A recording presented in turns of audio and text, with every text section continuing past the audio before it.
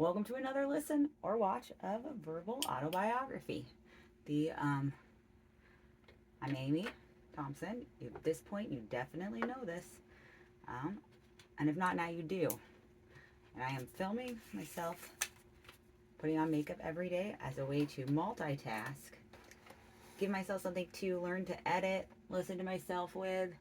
I also do comedy, so I edit those sets. That's going to bring us to this episode today, which is special. Um, I hope that this video finds, I was going to say good morning because it is morning for me here, but who knows when you'll be watching this. When I film tomorrow, it'll probably be late because it'll be a Wednesday. It's a few days before Thanksgiving.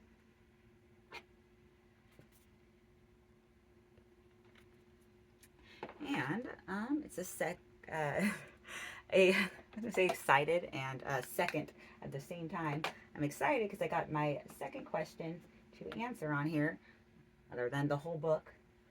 So I want to get into that today because I'm getting ready for work and I want to cover the question because it's like a good, I don't know, it's a good one to talk about. It's about comedy, and that is like a really big thing in my life. But yeah.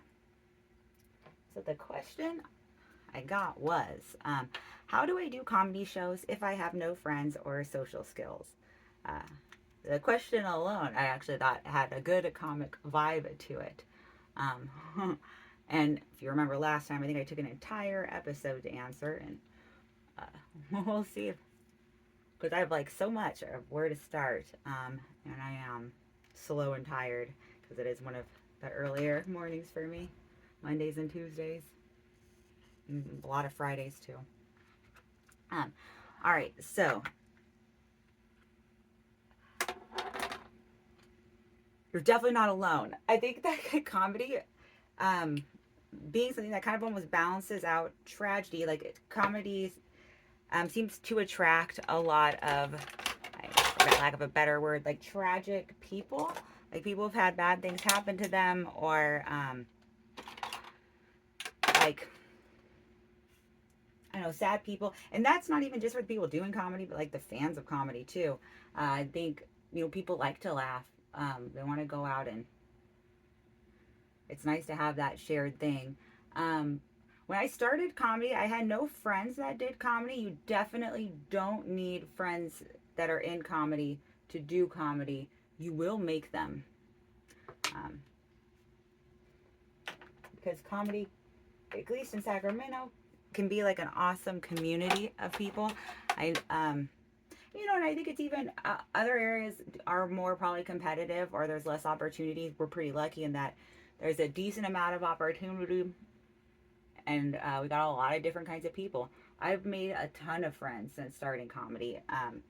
When I first was going to the mics, I would go alone, and well, I don't want to say I have no social skills, but like if you really do want to find a weird group of people, again, comics, like you won't be the only one friendless and with like lacking social skills for sure. So it's like your people. Um, but this is just for the part about like doing comedy. So really just like going to the open mics, and let like you're likely not to get kicked out of or kicked away from an open mic, and if you ever do, take the advice. Most people are fair. You like, and you'll get a warning before, because like not supposed to film people at mics and things. Um, so going to the open mics is like, so for the part like getting comedy shows, I'm trying to like, all I can really do is share again from like my own experience on stuff. So when I started comedy, I had a very tight knit circle. I wasn't ever really a great person, just like going out and meeting people. Like no, I always, I had a lot of like social anxiety, but I think have an extrovert spirit, and just that like I wanted to be around people, but where I had a hard time was in like a lack of love for myself, which is like so much of this verbal autobiography. I go back into this a lot, but it's just so much like overcoming fear to love myself. So being like, okay, there's going to be the chance I'll get rejected. Definitely going to be a chance I look stupid. Luckily, when I taught kindergarten, looking stupid like was something I was starting to, or I wasn't minding so much, especially for purposes of fun. Um, so like the first time I remember going to Laughs Unlimited, my hands were like shaking. I like walked from work and I was so nervous. I didn't know anyone, but I am pretty damn sure I remember all four of the first. I think the first four people I met on that porch would have been Chris Green for sure, because he gave me the list of mics to go to. And then it would have been Angel and Logan, and I think Gabe would have been like the first four people. They're all different comics. They're all funny. Shit, I should give last names. If you're a fan of comedy, Angel Castor is going to be on my next Rest to Kill, 12/19. It's going to be awesome. He's hilarious. Gabe Alexander does some really funny shows at Laughs. Check out the Broken House Comedy Show. He also was on an episode of Dress to Kill in March. And then Logan Farr is hilarious. And I think he's on Kill Tony once for sure. You can be on more than once. Maybe he is. I'm not sure. All funny people. So I guess like right there, I would call Chris Green a friend now, but at the time he didn't know me. He still gave me the list. I tried to do the same thing. So like, how do you do it? You just got to put yourself out there. And like, honestly, in comedy, there's slumps too, because it'll be like at first, or there'll be like months where I'll get a lot more shows, and then there'll be like a period I'll be like, oh my gosh, I really want to put more on my calendar, like not even to be paid, but just the opportunity to do it. You like comedy, so already you're like doing something that like you guys are gonna have a shared interest, so you'll make more friends from the fans of comedy and from the people you do comedy with. So that almost solves that problem. And sometimes, a lot of the times, as I just mentioned, like with like Gabe and Angel, like friends will do comedy shows, and then oftentimes like people that are nice to have on comedy shows are the cool people who are very talented, but also like if you're going to give someone who doesn't regularly get shows a chance, someone who's really cool to hang out with, or has been like you've seen really trying at the open mic, so that's another way too. Sometimes like it could be easy to be shy, but just people seeing how hard you work, like, man, this face, like, even if you're not going up and starting conversations, just going out to the mics regularly, people start to recognize your face, and recognize how hard you're trying, which is like a good way to get shows. What really killed it for me, unfortunately, I almost wish it wasn't this, but Facebook. When I got Facebook, like that's basically when I started to get booked on shows. I wasn't really getting booked on shows until I got a Facebook, and that's because we have a like SAC-CT board. It's Sacramento Comics Together. A lot of other scenes will have something like this, or maybe like an Instagram page or something really to post like community things that are going on, opportunities, and also if they're looking for people on shows. Like the Bay Area has one too, back in Bay Area Comics, I think, yeah, United or Together, something like that. So you'll meet your friends there, and you won't be the only one with no social skills. I still lack in social skills. I like, oh man, like things I could have done better yesterday. Like with sometimes it's like I need to be more interruptible in some ways. I think that would be better for social. Like, let's say there's so many people you'll meet in comedy, like heading into a room and like you see someone you like going into a comedy building and you see someone you know outside, stopping and saying hello. You recognize people, which we can't be perfect, and that can be a lot of people sometimes, but trying to. Sometimes I think the harder I try to have good social skills, the more awkward I just end up being. So shit, you gotta be yourself. So like embrace the fact that like, you're kind of an awkward loner, that like works really well for comedy. You might realize like that, the world like wants to put everyone in so much of a box too. It almost feels like we get labeled as these terms with like that then kind of come with a negative connotation when they really don't. Like uh awkward is just a little bit like, I mean, it just means you're different, and we all are technically different. If sometimes like that comes off as more authentic, like we all have probably an awkward thing we're hiding, um or other people are just better at hiding it if it doesn't come across so much. um but social media, going to open mics, and uh and if you're nervous to kind of like, because you kind of have like people that start around the same time as you. All right, I'm going to go and do eyeshadow, and then I will be back and finish the question. Bye. I was so excited to get a question. I think I could just kind of like wing my what I'm doing for eyeshadow today. I'm just going to kind of match it to the colors of my sweater over here to the best of what I think I have. But yeah, what has helped me, like the really so much of it is like, it's like self-love or self-acceptance, and right now sometimes it's like I can't love myself, so self-acceptance will be like the best, but learning to accept myself and being okay with rejection. So like, you know, being okay with the chance that, you know, you'll bomb, and that won't necessarily, like, you know, even people with great social skills and a ton of friends still bomb for sure in comedy. You'll Comedy's helped me kind of discover or have confidence in myself a lot too, or kind of get to know myself better as well. So like that part, that's awesome.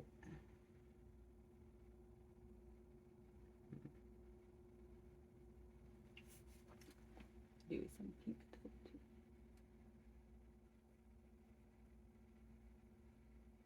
I don't really like that one, but I feel like I gotta use it because I haven't used it in a while. That color. But yeah. So, and if you're ever in Sacramento, hitting the mics out here, let me know. I'll come out and be a friendly face. If I try to come out and be a friendly face, and if I'm not, there's gonna be a lot of other friendly faces.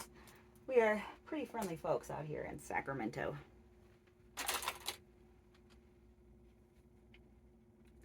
All right, let's see. I'm gonna do some stuff for my book, but sometimes it does make it hard. I'm trying to concentrate with doing this too. This yellow does not show up like a yellow, but it's supposed to be.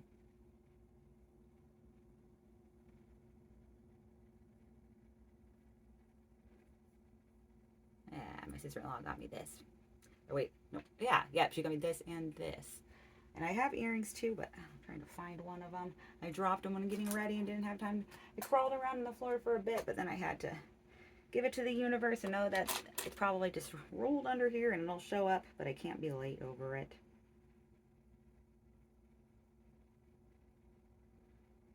Let's see, I'll do like a match into like this sweater here. I like a yellow. I might do a darker gold, and then a red and a brown. Okay, darker gold, red, and brown. All right. Yeah, but if you have anyone else ever has any other questions, I'm sorry. Like this isn't my most. The Tuesday mornings are like my more tired time, so I feel like I don't know if I know how I want to answer, but I don't know if it like got out like that. Like comedy is an amazing thing. It attracts tragic people, both as fans and our senses of humor, the people that love us, and both in our lives, and that like just like, you know, well, if you come to the shows, you are a part of our life. And just like, I mean, and then the people and they love comics that aren't maybe like comedy fans necessarily, though I think, you know, we have our families, our peoples too. All these kinds of people. Maybe it's all people has like a part of themselves that wants to balance out tragedy, not be miserable, and comedy is a great way to do it. I always think like in the Bible they talk about, since I'm almost gonna be running a bit right now, they talk about like Jesus wept, like they talk about Jesus crying, and it's funny to me that they don't like talk about Jesus laughing, because like, you know, with 12 Jewish friends, that dude had a laugh all the time, because I'm friends with like 12 Jewish people and they are all hilarious. Maybe even more. I don't know. Comedy um, has a lot of different people. And that actually does remind me, I want to promote something on January 2nd.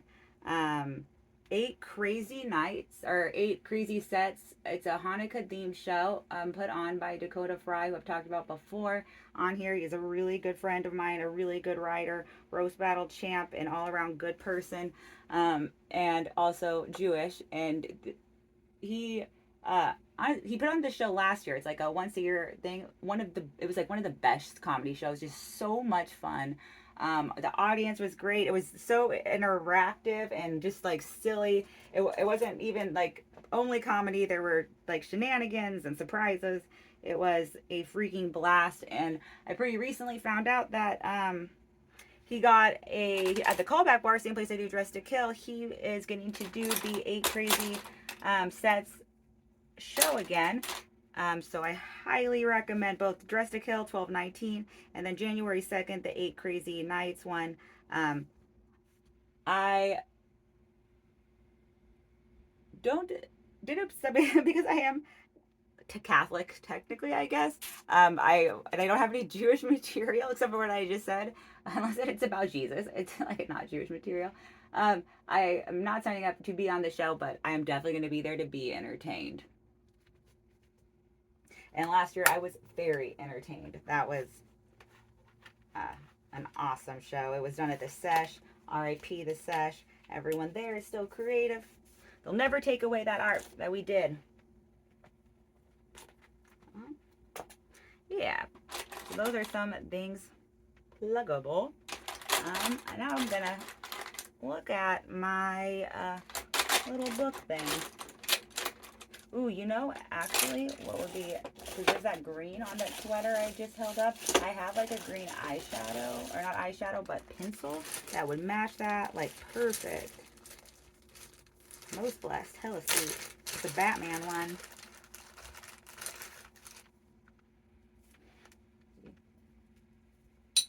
Hell yeah, colors.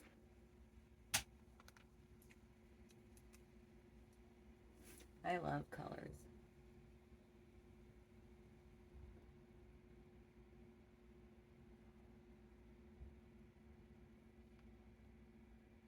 I'm totally crazy, but like out of my mind.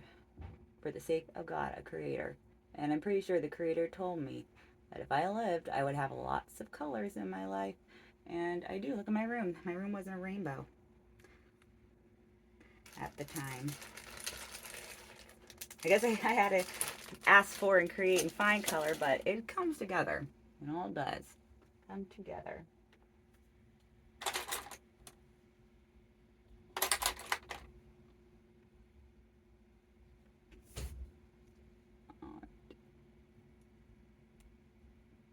Let's see. So we were doing, it was like lists or kind of just they're asking me things. So they said things you miss about being a child.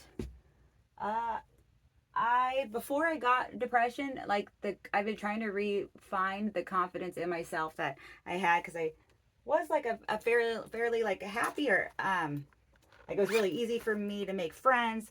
I like was a happy and kind of at peace within myself kid until like 9, which is still very much childhood, but yeah. So like the not depression, I do miss that. I miss like, well, you know, I miss like people I can't talk to anymore, like my papa and my nana, my grandma Vivian. But it's not like, I also accept kind of the, like, I know that they're in a better place, like, and that I will see them again. I definitely believe that. And I do believe they're like rooting me on in some ways, but I'm on a different part of my journey, and I feel really blessed with the parts of my journey where I did have these people in my life, because I had you know, some really solid folks as grandparents and great grandparents, and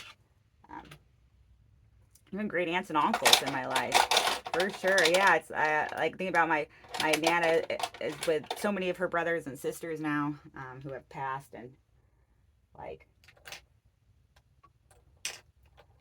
it's not something that, it's like I guess a nostalgia, but it's not like it's actually not one of the things so much that I get depressed over. More so it's like, yeah, yeah, that's I get more depressed over like the every single day the chance that I have to just like disappoint someone, or I guess to disappoint myself. That depresses me more. Those are some of the things I miss. Um, but I definitely don't miss the lack of freedom, and like I don't miss just I don't know. I'm not a big fan of the way the education system is, and I'm not a big fan of what it did to me as a kid either. Um, let's see. I don't know how else I would have learned, but things you learned that you never used. Well, I went to college, so oh my god, I'm not a big fan of an education system because of that. Because there are skills that I would use now, and it's just like, and okay, I get the basics. I totally get it. We want to like math or reading because it does help in society for sure. But there's way more joyous ways to learn those things. It's so fucking stupid when they switch up the curriculum. Like, oh, here's the, I don't know. I've made jokes on here before. Like literally, I might as well have just majored in bar trivia and losing a lot of it. Like majored in maybe sometimes winning bar trivia. That's like the knowledge thing. A lot of what we learn isn't like the sit down book stuff. It is like life lessons and things. But it would have been dope to learn how to sew. Could have definitely been using that.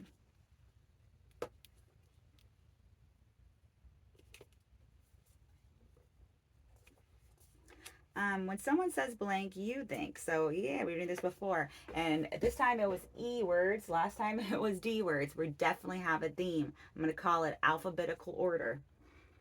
Um, let's see. And again, if anyone has any other questions or things that you want to know my opinion about, go ahead and post them below. It freaks me out whenever the air or the heat comes on. It makes my door rattle and it sounds like someone getting in, and it has definitely woken me up scared a few times. But I quickly remembered what it is. I'll be like, it is usually because it plays into the dream I'll be having. As I've also mentioned on here, I have bad dreams a lot of the time. I defeat them, but I have them. All right, when someone says earthy, I think patchouli. And then I don't think I like the smell of patchouli, but I also am not sure. And that's because I think like hippie chick. And someone told me one time hippie chicks smell like patchouli. And I think that that word sounds a lot grosser than patchouli probably actually smells. Like if Mother Nature was a person, it'd smell like patchouli.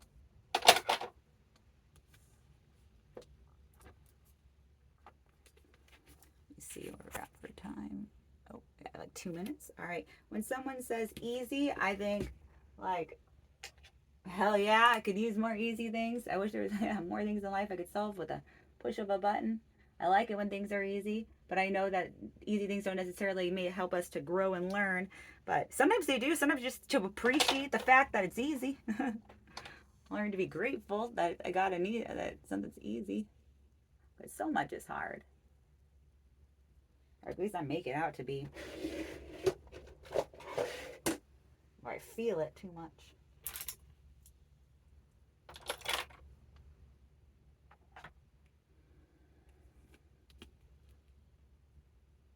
When someone says ecstatic, I think ecstasy, Molly. Because that's where that word comes from, because it is a happy drug.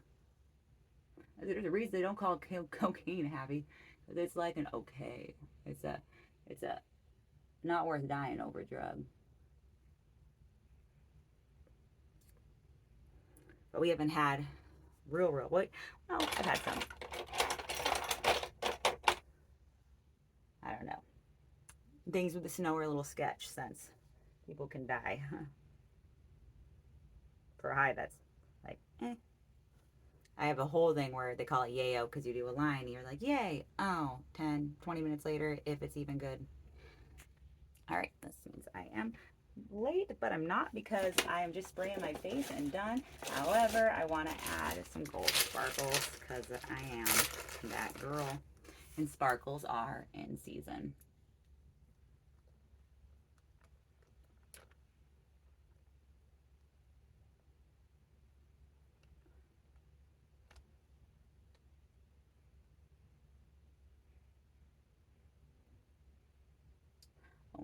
I'm going to look so tired by the end of the day. All the sparkles will be gone. But I'll still be sparkling, like personality and shit. I'll have a meeting today too, so better get going. To bring some cover up as well, because all these spots over here, the authentic side, you guys are on my more gross looking side. That is because I'm trying all the different angles and just happens to be like that. The angle that I'm going to today is the one by my problem side. I think I might just bring my cover up though. Because why not? I can't. And then I could bring glitter as well. Oh my god. Great idea.